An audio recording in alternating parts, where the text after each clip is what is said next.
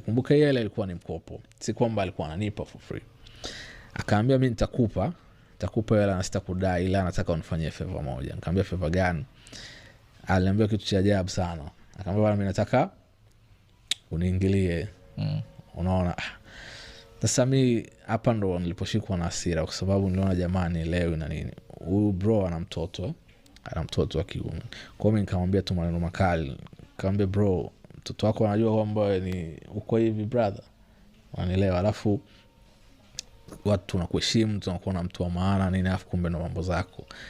Mimi nilimtolea maneno makali sana pale, tukabishana na nini. Akanambia angalia maneno yako yatakukost.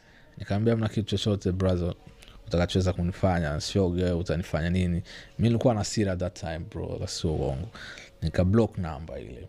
Unaona bana, nilivyo block number nikaa mimi na Sari tusheka wadui. Sasa huyu mshikaji mara nyingi weekend nini alikuwa ni mtu anatutoa na nini, tunatoka si peke yangu, mimi na wale washikaji wengine. Sasa mimi waga mimi situmiki live China.